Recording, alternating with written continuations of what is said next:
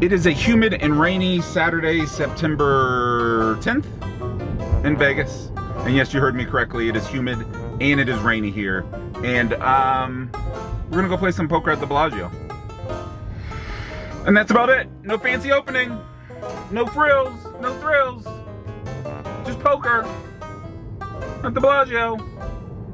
So we arrive at the Bellagio and get a seat almost instantly, which is great.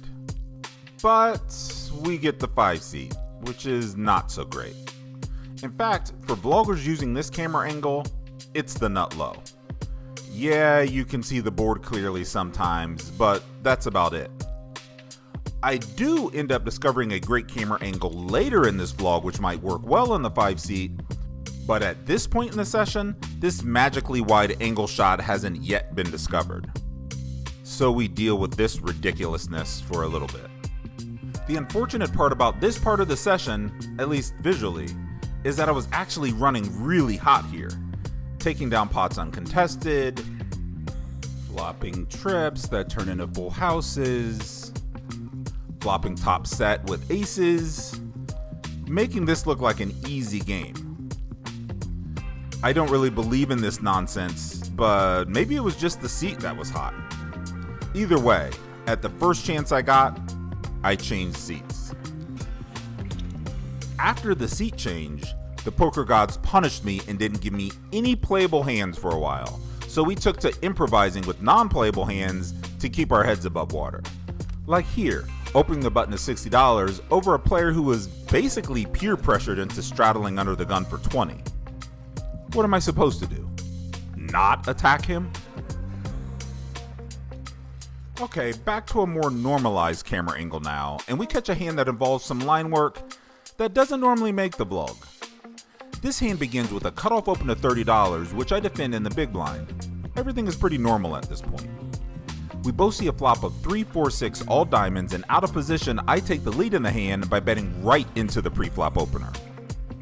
A donk bet. I lead for $20 on a board that is very, very, very favorable to me as a defender in the big blind. The cutoff, he's now a bit frozen. Imagine being the cutoff here with 2 black aces, or ace king no diamond, and you see this flop, and then you get led into. Scary, huh? The cutoff unfreezes himself just long enough to fold, and we take this one down. After that hand with ace-7 offsuit, we don't see another hand that goes past the flop for 3 dealers, or about 90 minutes. Everything was either folded pre-flop or completely missed connection with the board in any meaningful way. These were the dark days.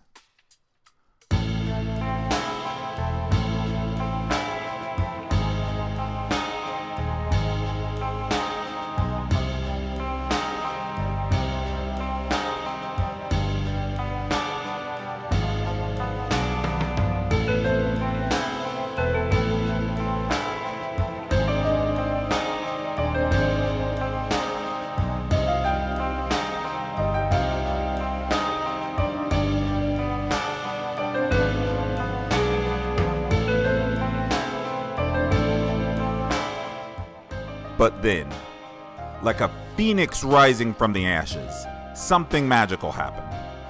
I had an epiphany, if you will. Epiphany? Epiphany? Come on, man. Let's just use regular words, dude, and keep it pushing. You watched 3 episodes of OnlyFriends and now you're trying to use big-ass words. You get on my nerves. I modified my phone stand to try a new angle and voila, perfection. A higher angle where I could see the board, my hand, and the majority of the table all at once. With me being flop dead, this was the pinnacle of my excitement at this point in the session.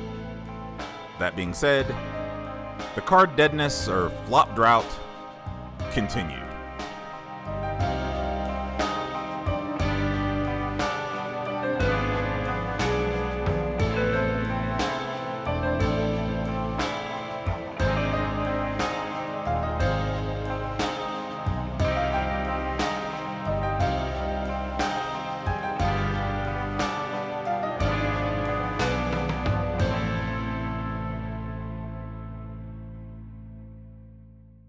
Finally, a hand with some meat on it. An argument can be made that this hand isn't even an open under the gun 8-handed. I'd listen to that argument. I'd ignore it, but I'd listen. So argument or no, we settle on opening 8-7 of diamonds to $30 from the earliest of positions.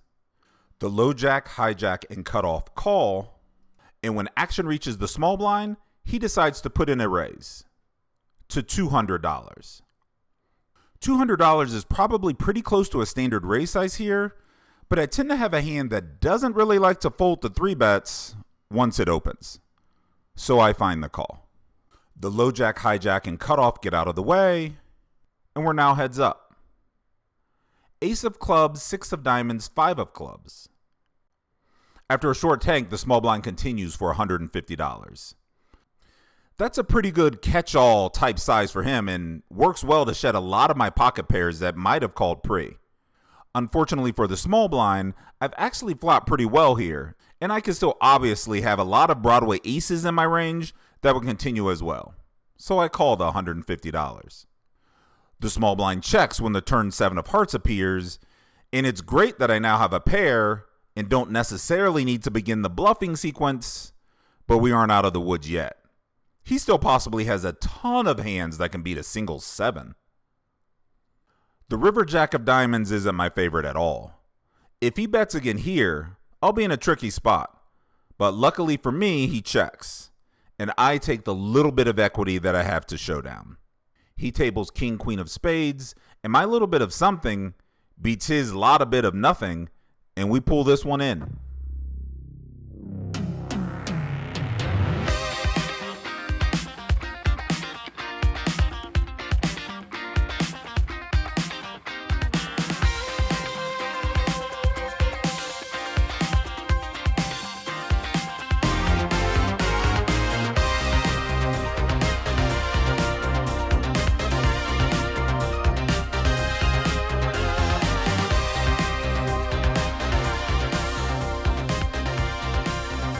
Normally when it's mid-session update time, I don't even start talking until I'm outside.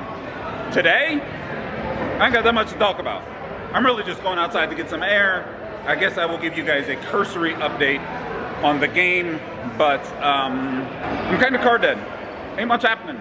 Ain't much to talk about, but I'm going outside anyway.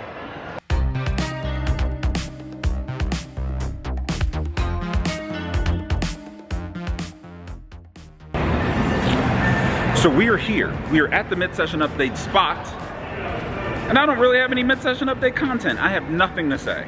My game is great. I'm card dead. The only hand of note that I picked up was pocket jacks, and I know for a fact that my camera was off when that hand went down, and I won like 300 bucks, maybe 400 in that hand. That's it. Questionable open with, I think, 7-8 of diamonds. I won that pot. Other than that, we're just awaiting. In fact, the most impressive part of this session so far has been that I have figured out a way to set up my camera to get a better angle on the table. That's it. That's as exciting as it's getting. So let's hope the second half of this session is a bit more exciting than the first half. Although I'm up right now. I'm up like 300 or 400 bucks. So what am I complaining about?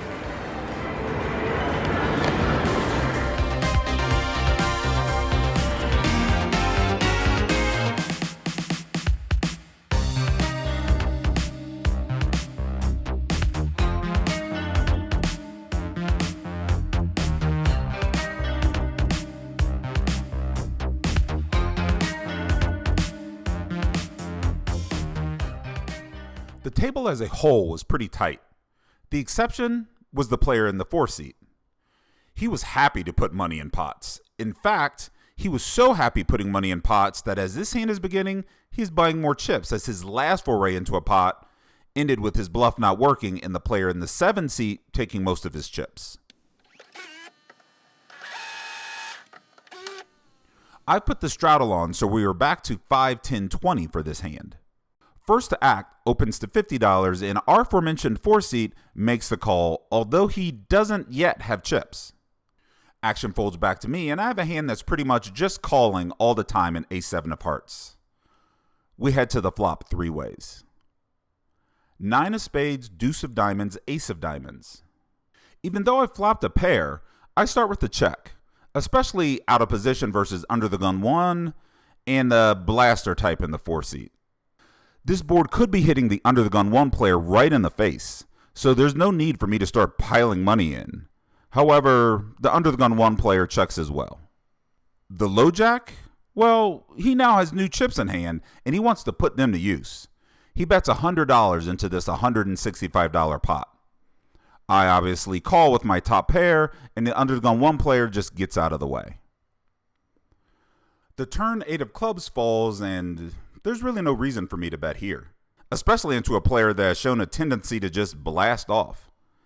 I check with no real plans to fold. The low jack does decide to slow down now and checks it back. The river 6 of clubs brings nothing really obvious in.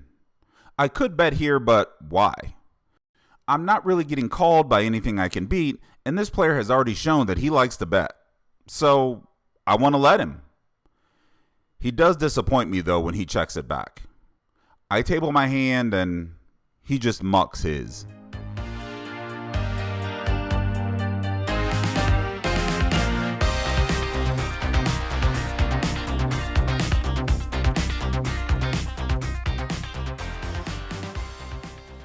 Later in the session, we find an open is $60 on the button with ace queen of hearts facing the blinds and a straddle. Yes, my normal open is $50, but the big blind was over defending a lot, and I had the button, so let's fight. As expected, the small blind folds, the big blind defends, and the straddler folds, so we head to the flop, mano a mano. Queen of clubs, 5 of diamonds, deuce of clubs. The big blind leads with a check, and if he's hoping that I check it back, well, that's not often happening on this type board. Ace queen or no ace queen. Of course, having top pair top kicker makes betting easier. I settle on $40. He doesn't take too long with it before check raising me to $160. Whether that check raise is for value or if he's just blasting off due to my range bet sizing is yet to be seen. We call. The turn 6 of hearts should mostly be a blank, and the big blind continues with the aggression with a sizable lead, $400. Oh, he's definitely blasting off. You might want to ask, Jamin, how do you know he's blasting off? Well, I don't. It's just wishful thinking. He could be taking me to Value Town with 2 pair, a straight, a set, all kinds of things. We won't find out if we fold though, will we? And our hand is still damn good. We call. The river 8 of clubs should mostly be another blank. If he shoves here, oh boy. How curious do I want to get? It doesn't come to that though. He checks and we quickly check it back, fully content with just losing here sometimes. However, we don't lose. He flashes pocket 3s, I table my hand, and he tosses his hand in the muck.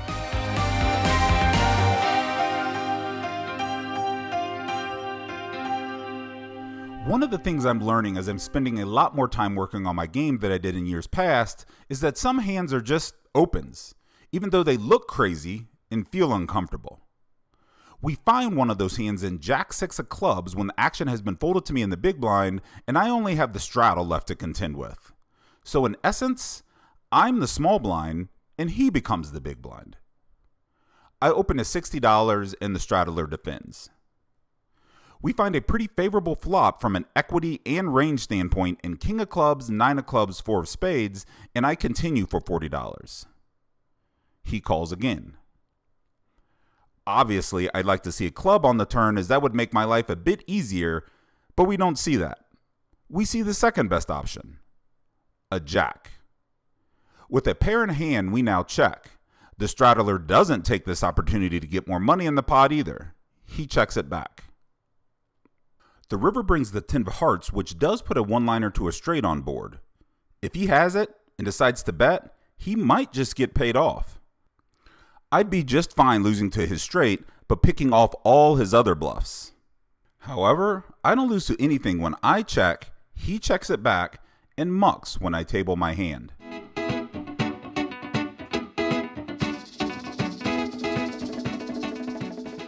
Although the table was tight as a whole, that doesn't stop random individual hands from going off the rails.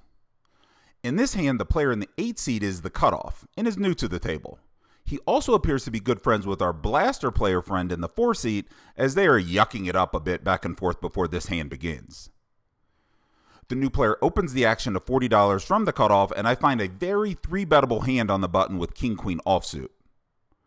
I regret not 3-betting here, especially with his larger opening size. I just call. The big blind in the 4 seat comes along as well. The 3 of us see a flop of Ace of Diamonds, Jack of Clubs, King of Spades. The big blind checks and the cutoff continues for a pretty large size, $90. With middle pair and a gut shot, and a player still left to act behind me, I just call again. The big blind folds. The turn brings the blankest of blank cards in the 3 of spades. When the cutoff now checks, I do the same. I have a hand that beats things. He's not going to fold an ace, and I still have equity to the nuts if it needs to come to that. The river 5 of hearts is neither here nor there. It improves ace 5 suited to 2 pair, but I wasn't beating ace 5 suited anyway. The cutoff now drops another large bet into the pot, $290. Wait, what? Although a tad bit confused, it doesn't really matter. My hand can't really call a pot-sized bet here, and raising would be sort of suicidal. His river bet sizing instantly makes sense when he exclaims, 2 pair, and turns over 3-5 offsuit. Okay. I respect it. 2 pair.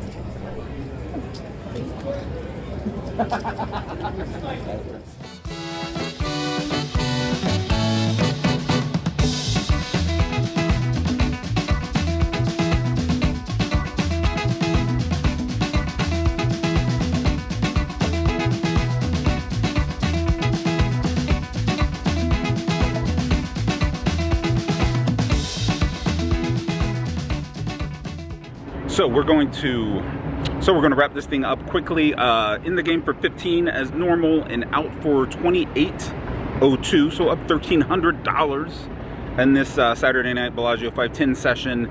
I know before the mid-session update I said not a lot was going on for me personally, even though the game was good. The second half, though, caught a couple people bluffing. And that turned out to be basically the difference in the session. Surprisingly, it's actually not really that late.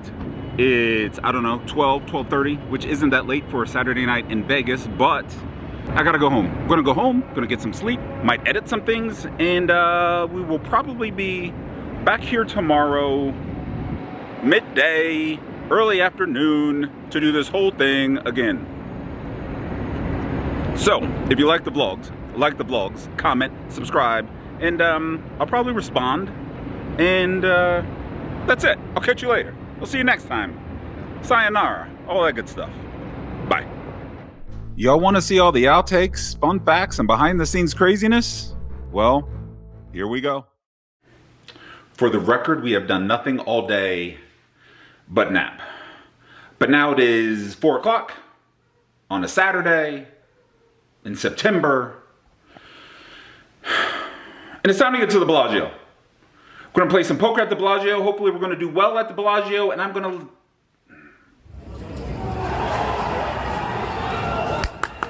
Let's go, let's go, let's go. Woo! Other than that, still kind of card dead. And other than that, still kind of card dead. So we be back here tomorrow.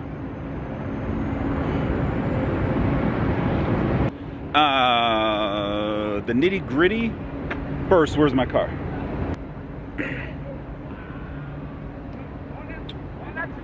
So, the nitty gritty. So, let's wrap this thing up here on the rooftop of the Bellagio on a Saturday night. In for 15. But like I said, inside, I ain't got much to say. My game's kind of great. My hand selection, was pocket jacks, and I know for a fact that my camera was... In fact, the most impressive part of this entire session so far has been a good morning, Sunday morning, September, I don't know, 11th?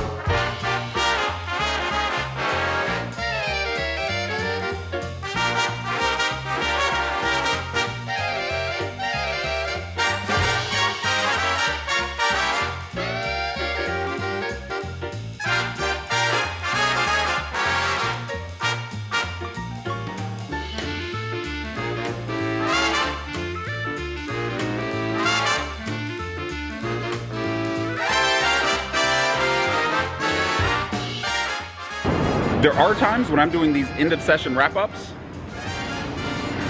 where I feel a little bit nervous about saying I've bought in for this and I've cashed out for that. In a public parking garage, no less. Tonight, I don't feel nervous at all. Bought in for 50. All mornings are the same. I don't wanna play this game. Let me go back to sleep.